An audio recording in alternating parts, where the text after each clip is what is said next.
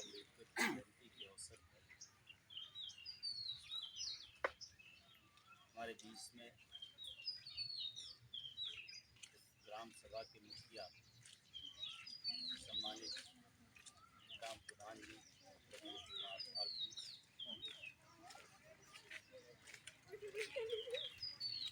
हमारे बीच में सम्मानित राम किशन मौर्य जी,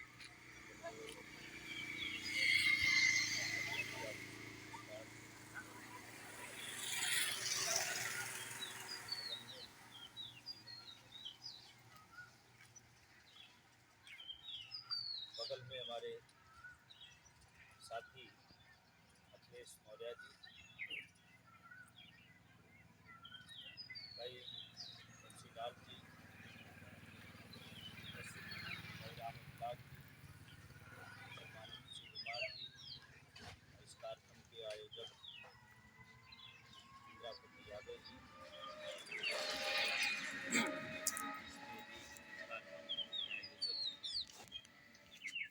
सम्मानित बड़े भाई श्री राम कुमार मौर्य जी, श्री अर्जुन प्रसाद मौर्य जी, श्रीकांत, हमारे शिष्य गोविंद यादव जी यहाँ पर उपस्थित हैं और हमारे साथी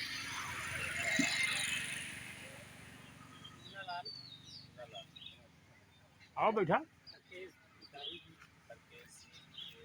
हमारे शिष्य रहे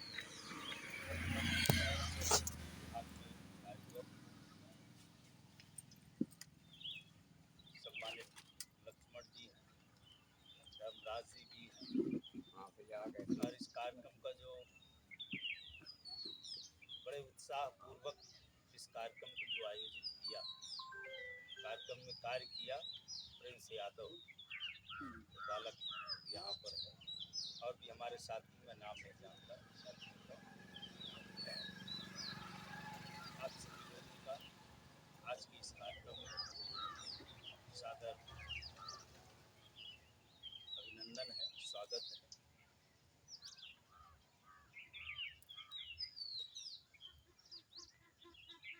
वास्तव में कार्यक्रम हम एक औपचारिक रूप से इसकी शुरुआत करें तो सबसे पहले हम आ जाओ बेटा, आ जाओ, आप भी आ जाओ, ले लो कुर्सी बैठो, आ जाए इधर आ जा मैडम के बगल में बैठा दो। कहाँ आज भी स्कूल था क्या? तो बाबा साहब की जयंती मना रहे हैं।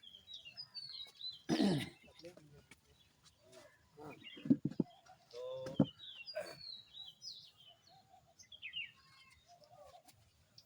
सबसे पहले तथागत गौतम बुद्ध के सामने हम लोग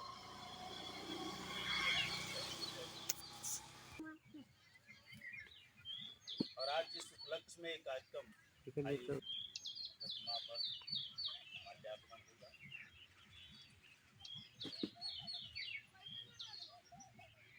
बाबा साहब की जयंती के अवसर पर बुद्ध जी को भी यहाँ पर स्थापित किया गया है। हो सकता है समाज में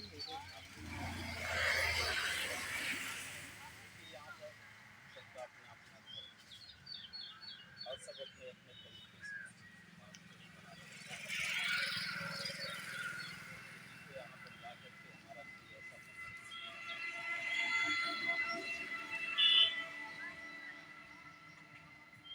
कि आप लोग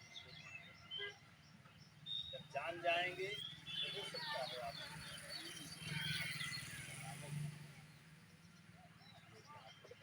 लेकिन बाबा साहब के साथ याद करने का एक अवसर। थोड़ा सा रेफरेंस आपको देता हूँ। बाबा साहब ने अपने जीवन के अंतिम क्षणों में, हालांकि उन्होंने डिक्लेयर कर दिया था 1938 में,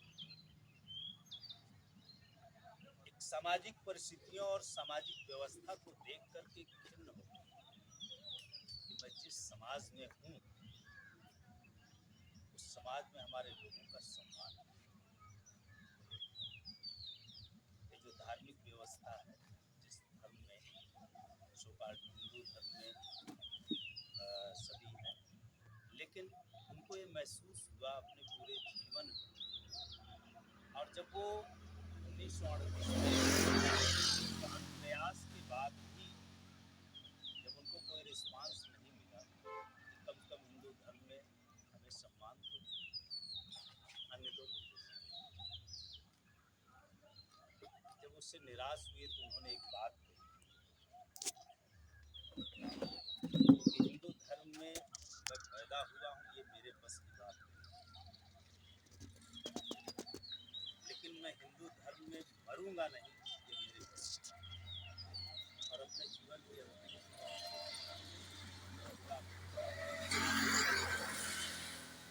दिसंबर 1956 को उसके 1.5 महीने बाद उनका निर्माण हो गया। 14 अक्टूबर 1956 मनाया।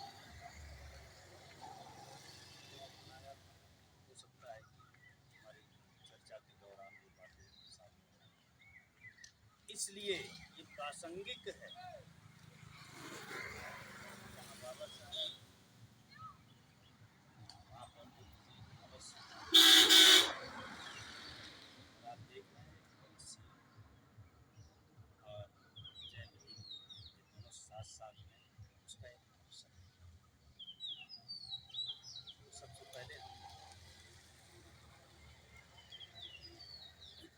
वहाँ पर प्रज्वलित करेंगे, पुष्पार्पित करेंगे, उसके बाद एक वंदना करेंगे और उसके बाद औपचारिक कार्यक्रम। दीप प्रज्वलन के लिए हमारे बीच में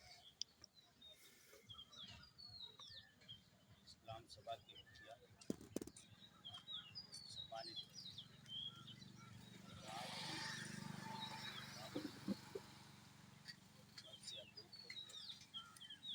और भाई हमारे शिवराम कृष्ण जी, हमारे दोनों आयोजक इंद्रापति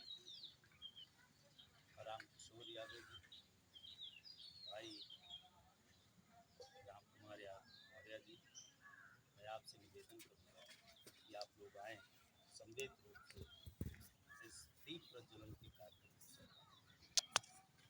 आइए, सब लोग आइए, दूसरे को सहयोग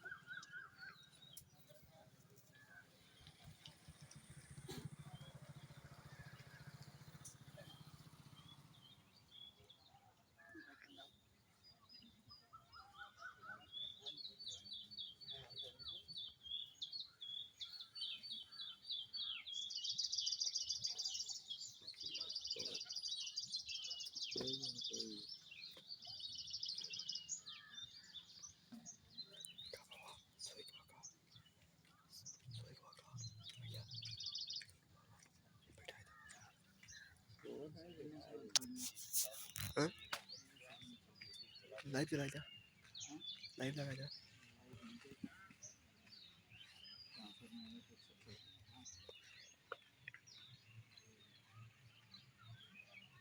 ना दोनों में मतलब पकड़े रही, ना दोनों में मतलब पकड़े रही।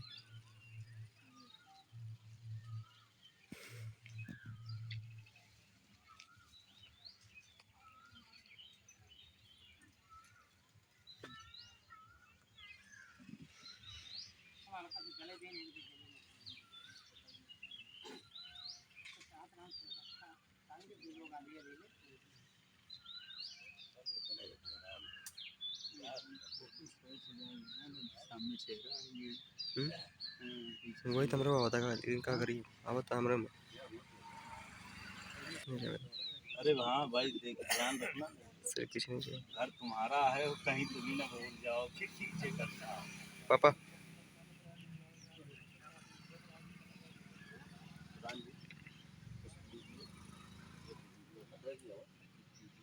अरे आप आए आप की दिलाना थी नहीं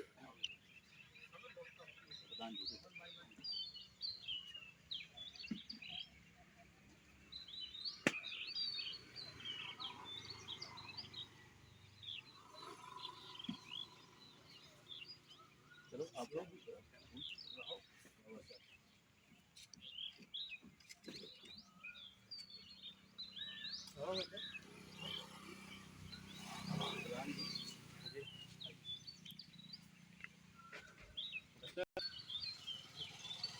नहीं, उनको माला नहीं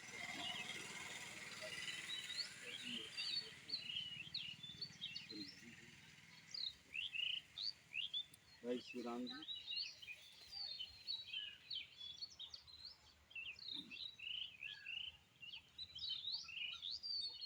मैडम, हमारी एक महिला प्रतिनिधि है यहाँ पर, आइए आप। एक नहीं दो है, बिटिया भी तो है। आ जाओ बिटिया भी आएगी। आ जाओ बेटी, तुम भी साथ में आ जाओ।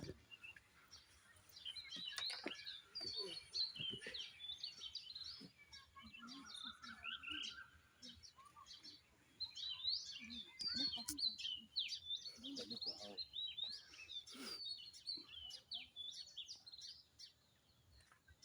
इस बातचीत को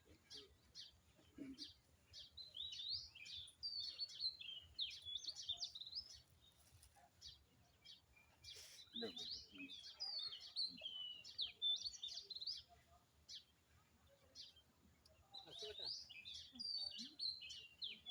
इधर पकड़ो, उधर देख, पकड़े इधर से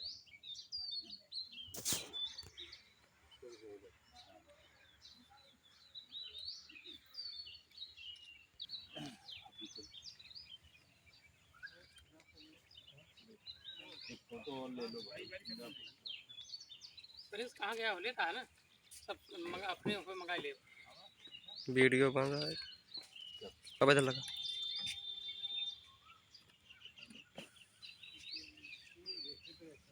बाकी हमारे साथी हैं सब लोग, एक एक करके आकर पुष्प अर्पित करें।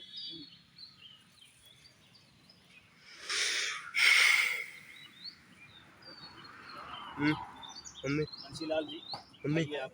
मम्मी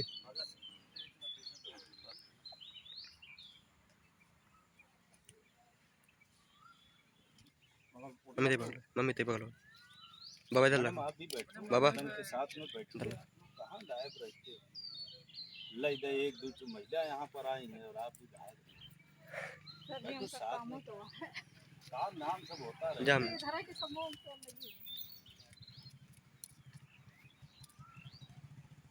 आ जाओ सभी साथियों, आ जाओ।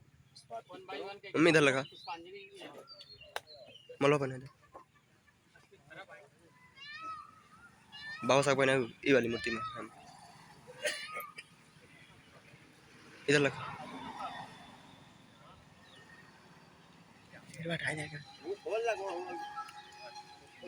मोना डाले अम्मी मोना डाले वहीं रख दीजिए ना। मोना डाले में सही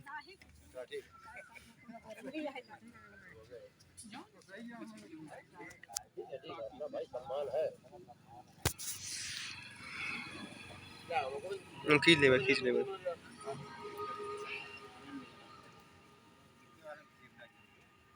ये मुल्क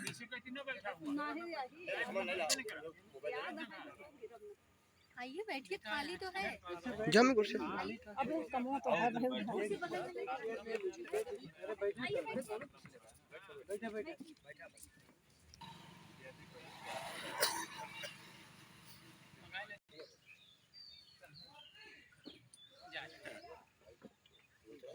लोगों से चाहूँगा 2-3 मिनट के लिए खड़े हो जाएं अपने स्थान पर, एक बुद्ध वंदना हम लोग करें।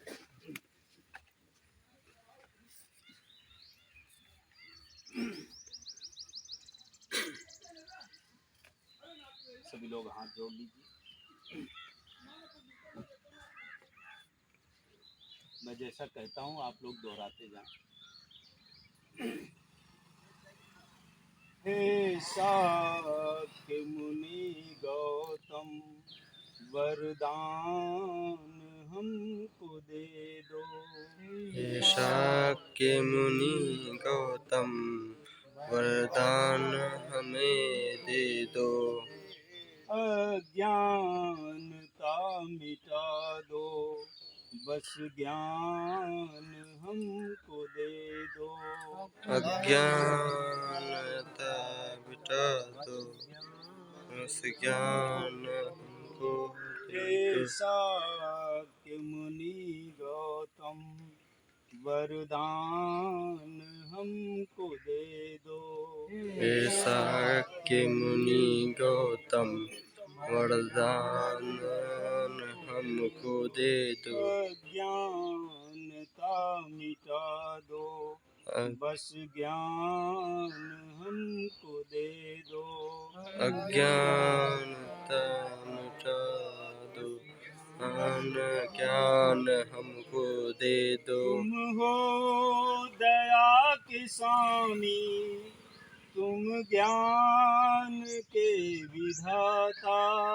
तुम हो ज्ञान के स्वामी, तुम हो ज्ञान के विधाता। संपूर्ण विश्व में है परचम तेरा लहराता। संपूर्ण परचम तेरा लहराता। सद्भाव शांति का तुम सम्मान हमको दे दो। सद्भाव शांति का मान हमको दे दो। हे शाक्य मुनि गौतम वरदान हमको दे दो। हे शाक्य मुनि गौतम वरदान हमको दे दो। अज्ञानता मिटा दो, बस ज्ञान हमको दे दो। अज्ञानता मिटा दो, बस ज्ञान हमको दे दो। चारों तरफ अंधेरा बढ़ता ही जा रहा है। चारों तरफ अंधेरा बढ़ता ही जा रहा है। बस एक तेरा सहारा मेरे काम आ रहा है। बस एक तेरा सहारा काम आ रहा है। प्रकाश है विश्व का प्रकाशवान हमको कर दो। तू प्रकाश है विश्व का प्रकाशवान हमको कर दो। हे शाक्य मुनि गौतम वरदान हमको दे दो। हे शाक्य मुनि गौतम वरदान हमको दे दो। अज्ञानता मिटा दो, बस ज्ञान हमको दे दो। अज्ञानता मिटा दो, बस ज्ञान हमको दे दो। मूर्ख हुआ है प्राणी नफरत में पल रहा है। मूर्ख हुआ है प्राणी नफरत में पल रहा है। छल दंभ द्वेष पाखंड अन्याय कर रहा है।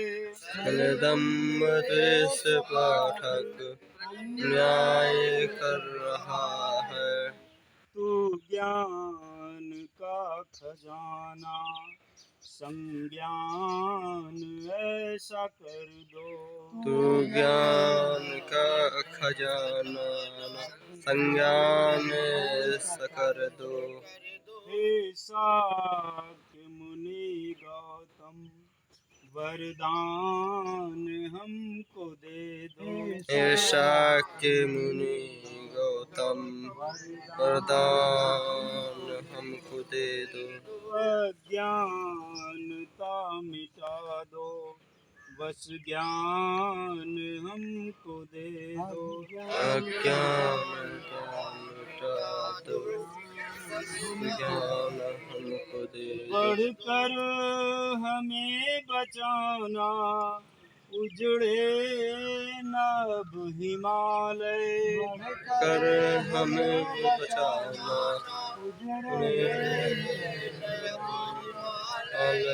नफरत की आंधियों में सुलगे नभ शिवालय। नदियों में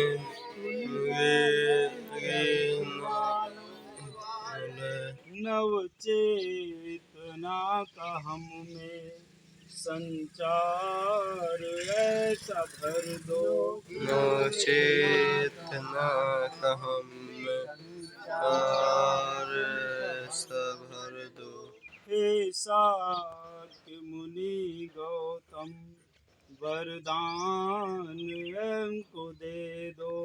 हे शाक्य मुनि गौतम, वरदान हमको दे दो।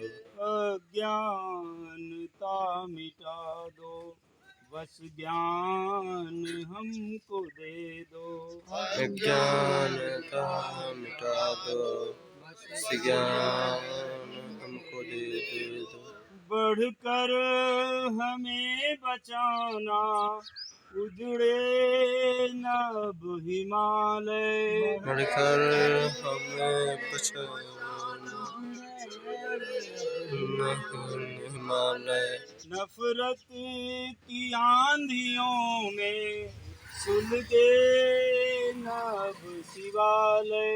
नफरत की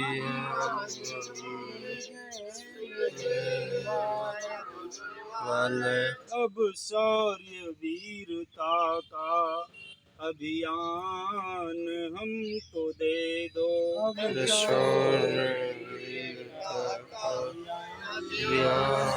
हमको दे दो। शाक्य मुनि गौतम, वरदान हमको दे दो। शाक्य मुनि गौतम, वरदान हमको दे दो। अज्ञानता मिटा दो, बस ज्ञान हमको दे दो। ज्ञानता मिटा दो, बस ज्ञान हमको दे दो। अज्ञानता मिटा दो, बस ज्ञान हमको दे दो। अज्ञानता मिटा दो, ज्ञान हमको दे दो। साहब अम्बेडकर अमर रहे, बाबा साहब अम्बेडकर अमर रहे, बाबा साहब अम्बेडकर। अमर रहे। साथियों, देखिए ये जो हमारे महापुरुषों का जन्म जयंती समारोह हो या परिनिर्वाण दिवस हो, ये सब जो मनाया जाता है इसका अपना एक उद्देश्य है। और हर व्यक्ति अपने अपने स्तर से, अपने अपने व्यवस्था से और अपनी अपनी सोच से मनाते हैं। यहाँ पर दीप कर माल्यार्पण करना,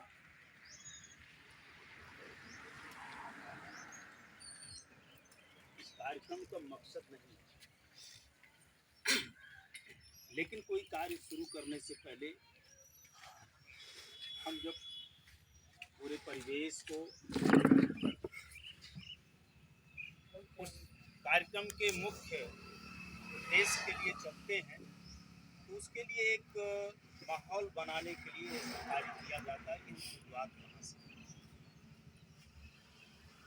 तमाम लोग बाबा साहब अम्बेडकर की जयंती पर या किसी की जयंती पर केक को काटने का प्रावधान है।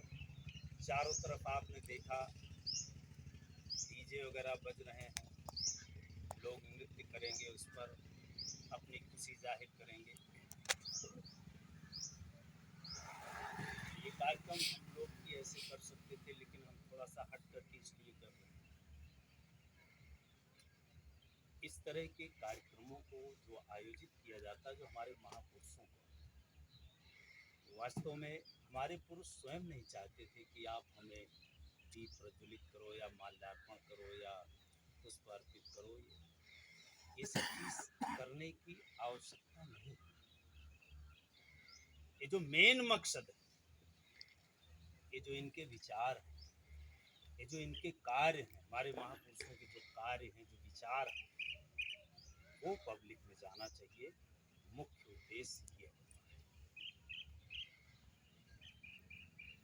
उसी कड़ी में मुझे बड़ी खुशी की बात है कि आज इतने लोग, पिछली बार जब हम लोग मनाए तो बहुत थोड़े लोग थे। पिछले साल से शुरुआत किया था कार्यक्रम को मनाने के लिए। हमारे पास बहुत से कार्यक्रम थे आज के लिए, लेकिन हमने यहाँ पर चुना।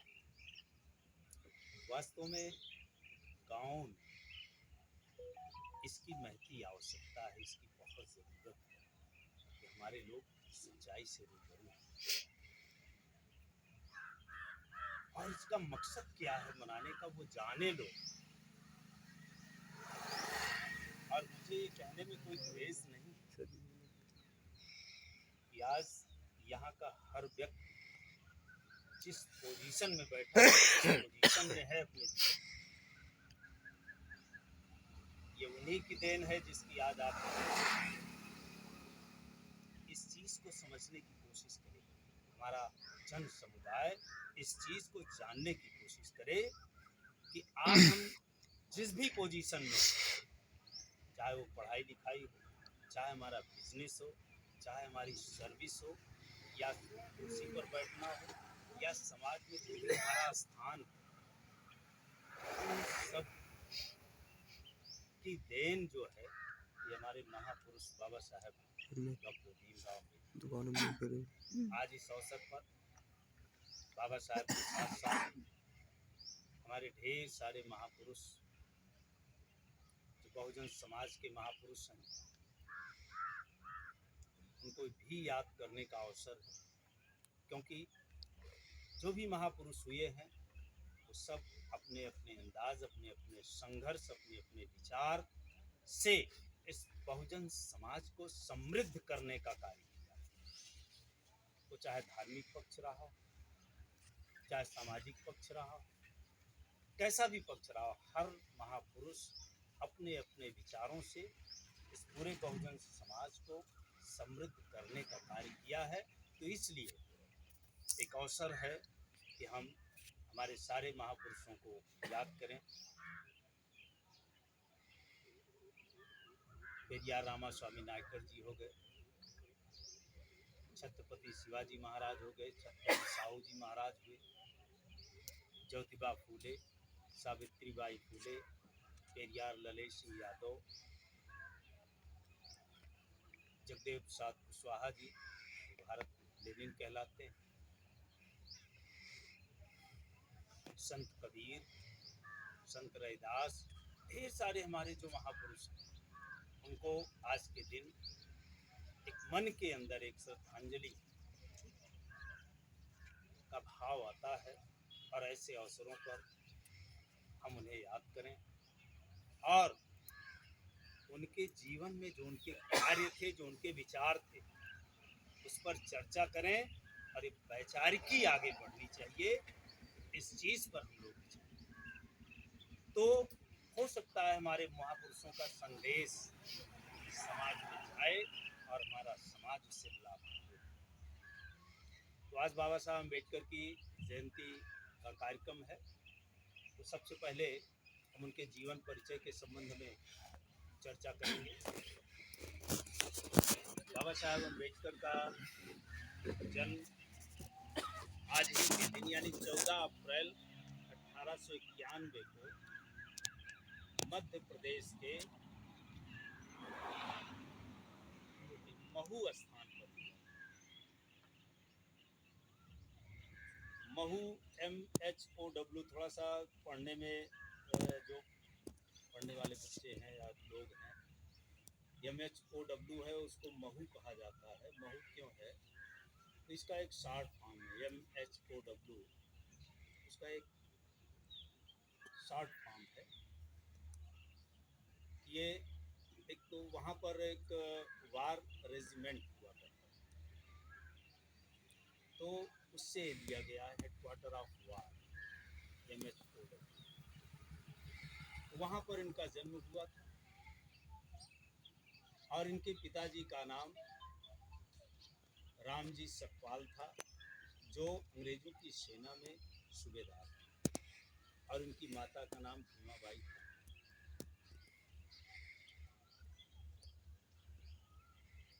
ये अपने माता पिता की 14वीं संतान थे और सबसे छोटे। 6 वर्ष की आयु में ये विद्यालय जाने लगे। इनका जीवन संघर्ष बहुत ही सोचनीय था, बहुत ही दयनीय था। यद्यपि इनके पिताजी, भैया बैठो, इनके पिताजी सेना में सूबेदार थे, जो एक कमीशन पोस्ट हुआ करती है, तो इनको अवसर मिल गया पढ़ने।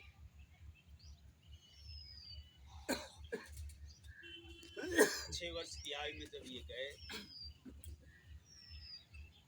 वहां पर भी देखिए जाति पीछा नहीं छोड़ा। यद्यपि वो सेना में एक अधिकारी थे, जब ये जाने लगे, क्योंकि माता पिता इनके जानते थे क्या स्थिति है, जब ये स्कूल जाने लगे तो इनकी माँ ने कहा कि बेटा तुम जा तो रहे हो, लेकिन तुम्हें एक विषम परिस्थितियों का सामना करना पड़ सकता है। और ये बचपन से ही बहुत तीक्ष्ण बुद्धि के थे और बहुत तेज थे। माता को ये लगता था, क्योंकि हर माँ बाप को ये लगता है, एक इनसिक्योर महसूस करते हैं हर माँ बाप अपने बच्चों को लेकर के, जब वो घर से स्कूल जाएगा कैसा होगा, कैसा रहेगा, कैसे रहेगा, इस तरह से तमाम बातें होती हैं। तो इनसिक्योर महसूस करता है, असुरक्षित महसूस करता है हर माँ बाप, और हमेशा चिंतित रहता है। तो उन्होंने कहा कि बेटे तुम जा तो रहे हो, तुम्हें ढेर विषम परिस्थितियों का सामना करना पड़ेगा, तो पहली चीज तो उससे घबराना नहीं, वहाँ के लोगों से लड़ना नहीं। तुम पढ़ने के लिए जा रहे हो, केवल पढ़ाई के। जैसा कि समाज में उस समय व्यवस्था थी, सामाजिक व्यवस्था थी। बाबा साहब 6 वर्ष की उम्र में जाते हैं विद्यालय, तुमको स्थान मिलता है क्लास में सबसे पीछे, क्योंकि उस समय स्थिति थी कि जिस समूह से, जिस समाज से बाबा साहब आते थे, उनको पढ़ने का अधिकार है, उनको इजाज़त नहीं थी कि वो विद्यालय जाकर पढ़ सकते। मतलब आप संघर्ष समझिएगा, ये वो इसलिए प्रासंगिक है कि आगे चल कर के इनके कार्यों ने उन परिस्थितियों से कैसे उनका जीवन और उनके विचार, उनके कार्य बदले। उनका संघर्ष यहाँ से शुरू होता है। 6 वर्ष तक वो घर में रहे, माँ बाप के साथ में रहे, अब वो पब्लिक प्लेस पर गए, तो वहाँ से देखिए क्या क्या अनुभव होता है। तो वहाँ पर इस समाज को पढ़ने का अधिकार नहीं। गए तो सबसे पीछे पंक्ति में, जहाँ पर बच्चे अपने जूता वगैरह उतारा करते थे, वहाँ उनको बैठने का स्थान दिया गया, और वो दरी अपने घर से ले जाइए, बिछाइए, बैठिए और लेकर के चले आइए, क्योंकि उनकी दरी को भी कोई छू नहीं सकता, वह पवित्र हो जाए।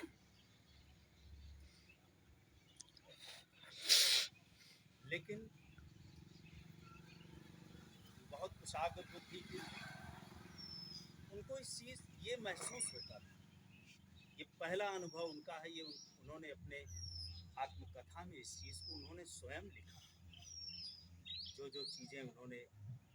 और उनकी आत्मकथा जो है ये बहुत पहले नहीं, 1990 में प्रकाशित ही नहीं होने देते। 1990 में प्रकाशित हुई और उनकी आत्मकथा जो है उसमें 6 अध्याय हैं। 6 में 4 अध्याय उन्होंने अपने अनुभव को बांटे, अपने अनुभव को लिखा कि उन्होंने जीवन में जो अनुभव किया था, और 2 अध्याय में है समाज से जो कुछ उन्होंने अनुभव प्राप्त किया।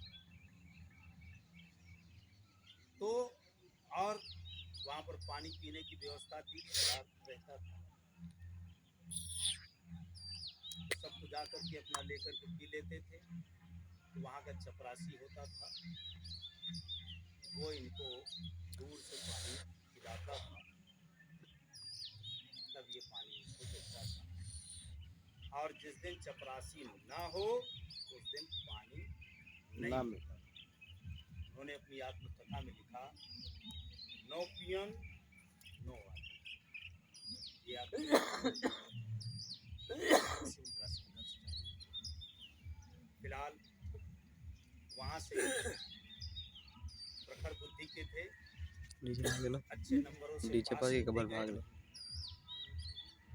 और कक्षा 10 तक इन्होंने पढ़ा। फिर उसके बाद और आगे की पढ़ाई इन्होंने किया बॉम्बे में जा करके। वहाँ पर उनके गुरु थे, किर्लोस्कर जी थे। इनकी विद्वता से बहुत प्रभावित थे। वो बड़ौदा के राजा थे उस समय, सयाजी गायकवाड़ से मिले और मिल करके इनको स्कॉलरशिप की व्यवस्था की गई, फेलोशिप। आगे पढ़ करके फिर सयाजी महाराज ने इनको कोलंबिया विश्वविद्यालय का भेजा। 4 साल तक उन्होंने वहाँ पर किया, PhD किया। 2 विषय पर उन्होंने PhD किया, MA किया और PhD किया। वहाँ से आकर के लंदन स्कूल ऑफ इकोनॉमिक्स में इकोनॉमिक्स से MA किया और एक PhD भी वहाँ किया, लंदन विश्वविद्यालय। अब आप ये समझिए, और गायकवाड़ जी ने एक अनुबंध साइन कराया। अनुबंध ये था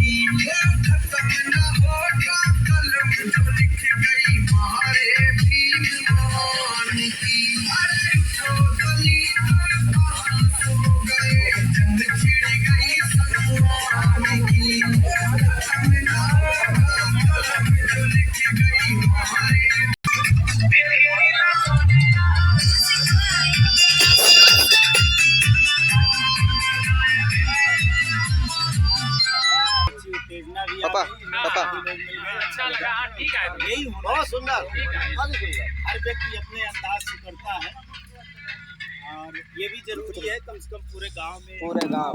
से जाएंगे तो जाए। साथियों मैं वहाँ पर था, शायद ही महाराज ने एक अनुबंध किया था कि जब आप पढ़ करके आओगे वहाँ से तो हमारे यहाँ अपनी सेवाएं दोगे।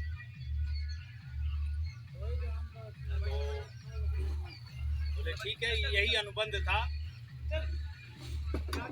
अब आप समझिए कि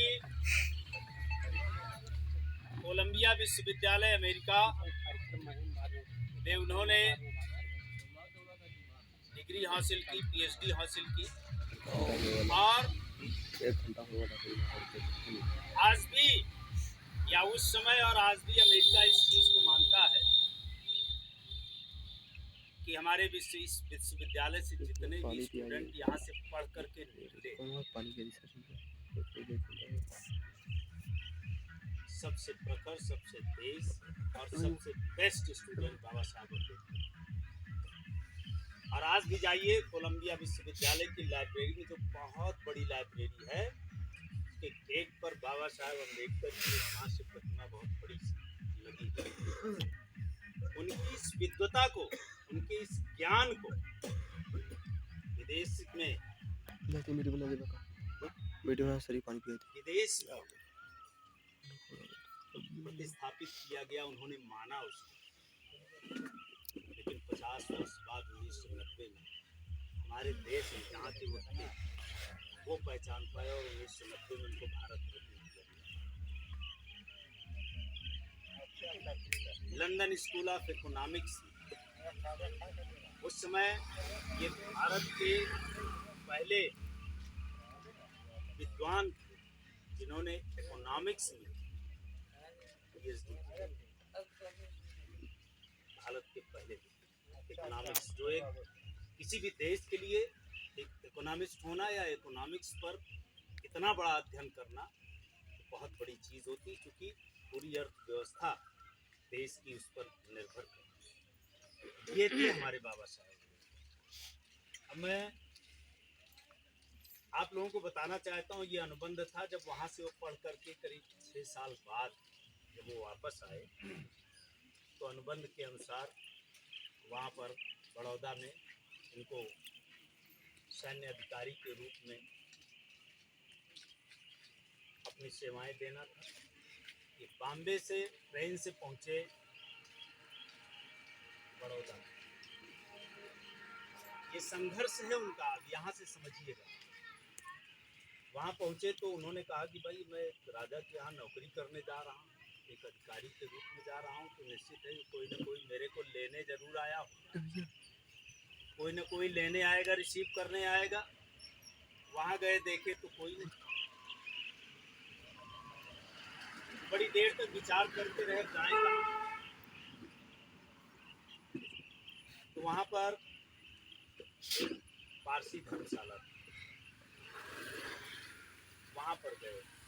हिंदू धर्मशालाएं भी बहुत थी, वहाँ इसलिए नहीं गए कि वो जानते थे कि हिंदू धर्म में मैं अछूत हूँ, यहाँ तो हमें कोई जगह देगा नहीं। पारसी धर्मशाला में इसलिए गए कि पारसियों में भाई जाति भेद नहीं होता। तो वहाँ चले गए, उनसे उन्होंने निवेदन किया भाई हमको जगह दीजिए। अब वो उनको जानते नहीं थे, उन्होंने दे दिया स्थान और एक बहुत ही सरल क्लास का जो बचा था उसको दिया, जिसमें तमाम या कुर्सी मेज सब से भरी हुई थी, बगल में उनको स्थान दिया गया। वहाँ वो रहे और फिर जा करके वहाँ ज्वाइन किया। ज्वाइन करने के बाद सर जी के घंटा भाषण देते हुए कानूनी किया जाएगा सबको करने लगे, ड्यूटी करने लगे। तो वहाँ क्या स्थिति होती है उसको बाद में हम डायरेक्ट करते हैं। पहले यहाँ देखिए धर्मशाला में क्या होता है। 11 दिन वहाँ पर रहे। 11वें दिन लोगों को पता चल गया कि ये तो अछूत। तो वहाँ पर 10-12 लोग डंडा लाठी और सब लेकर के वहाँ पर इनको हमारे जी दीदी देखा कैसे चमकेगा स्टार से बंदा। अच्छा, इसके पहले ही 1-2 दिन बाद जब वहाँ का वो इंचार्ज आया, थोड़ा सा जानकारी लेने लगा, तो बोले तुम पारसी हो? तो बोले नहीं मैं पारसी हूँ। बोले बताया क्यों नहीं?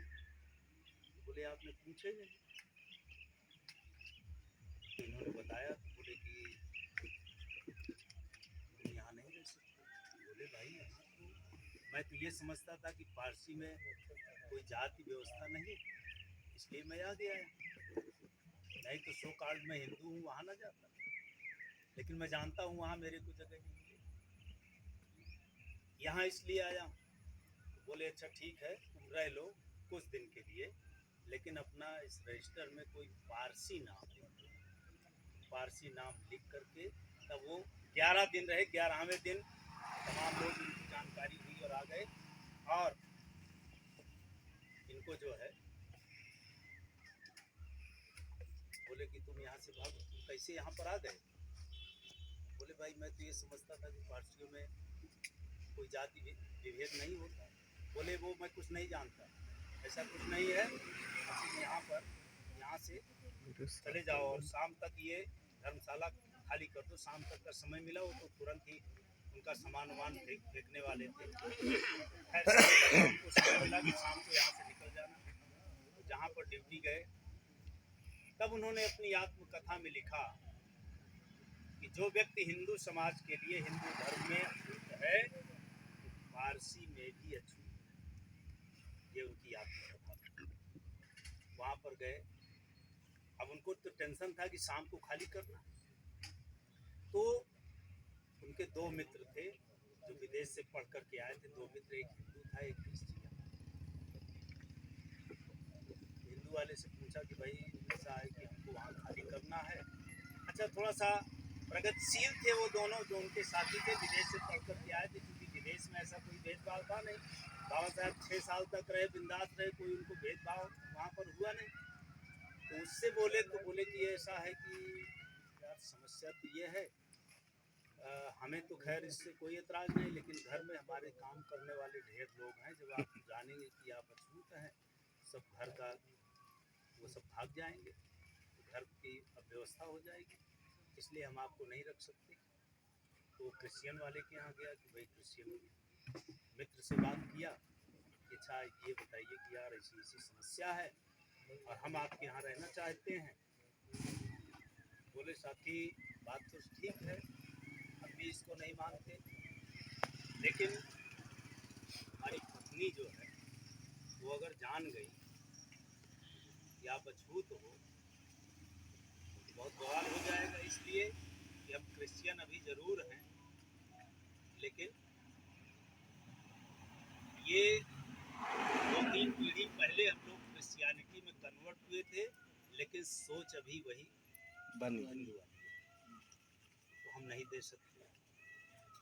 उन्होंने सोचा, फिर उन्होंने लिखा कि जो व्यक्ति हिंदू धर्म में अछूत है वो पारसी धर्म में भी अछूत है और क्रिश्चियनिटी में भी, यानी ईसाइयों में भी अछूत है।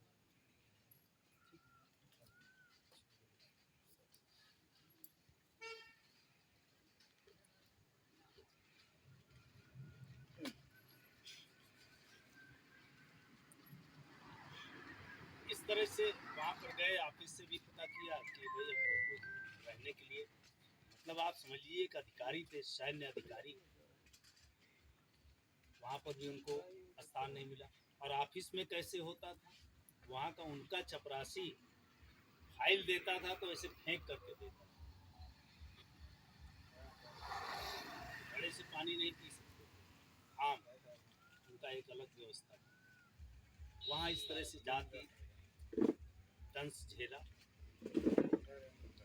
फिर वहाँ से ये अभी झेल ही रहे हैं, वहाँ से फिर इन्होंने इस तरह की विषम परिस्थितियाँ थी, वहाँ इस्तीफा दिया।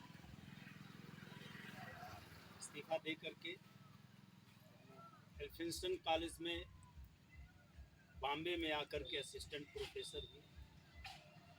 वहाँ पर भी एक प्रोफेसर, उनको ये लगता था कि मैं इतना पढ़ा लिखा आदमी हूँ, जब मेरे साथ ऐसा हो रहा है तो हमारी कौम के साथ कैसे व्यवहार होता होगा। जब मैं इतना पढ़ा लिखा हूँ, विदेश रिटर्न हूँ, तो उनके साथ कैसा व्यवहार होता होगा। एक बार उन्होंने घड़े से पानी पी लिया, घड़ा तोड़ दिया गया, वहाँ से भी क्षुब्ध होकर के उन्होंने इस्तीफा दिया। उसके बाद एक बार की बात और है, वो नासिक से औरंगाबाद गए अपनी आइडेंटिटी को छुपा करके, कई लोग 8-10 लोग तो औरंगाबाद जा रहे थे, बीच में एक दौलताबाद किला मिला, तो वहाँ पर गए थे, एक हौज था, धूल दूसरित मतलब गए थे। अब उन्होंने सोचा कि हाथ में धो लिया जाए, तो हौज से पानी से उन्होंने धुला। कुछ समय बाद लोगों को पता चल गया कि वो मुस्लिम के अंडर में था। वहाँ पर भी भाई बहुत से लोग आ गए लाठी डंडा लेकर के, यानी इस तरह से कि हिंसा हो सकती थी।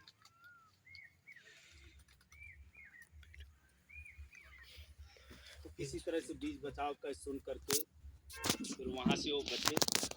तब फिर उन्होंने अपनी आत्मकथा में लिखा कि जो व्यक्ति हिंदू धर्म में अछूत है, वो पारसी के यहाँ भी है, वो ईसाई के यहाँ भी है, वो मुसलमान के यहाँ भी अछूत। ये जो कहानी है, आपको बताने का मकसद मेरा ये था कि किस प्रकार का दंश एक पढ़ा लिखा व्यक्ति, अगर ये कहा जाए कि पूरे विश्व में 3 विद्वानों में से एक थे बाबा साहब अम्बेडकर। इतने विद्वान थे, 32 भाषाओं का ज्ञान था, 32 डिग्रियां थी इनके पास, 14 भाषाओं का ज्ञान था, 4 विषयों पर इन्होंने पीएचडी किया था। ऐसा कोई था नहीं, भारत में तो था ही नहीं कोई। ऐसे व्यक्ति के साथ इतना बड़ा भेदभाव, इन्हीं सब चीज़ों को लेकर के मैं थोड़ा शॉर्ट में करता हूँ, समय ज़्यादा हो रहा है, बाकी है तो ढेर विषय, अपने चर्चा की चीज़ें हैं। तो अब आप सोचिए कि ऐसा व्यक्ति, बाबा साहब को बोधिसत्व भी कहा जाता है। बोधिसत्व क्यों कहा जाता है? जैसे बोधिसत्व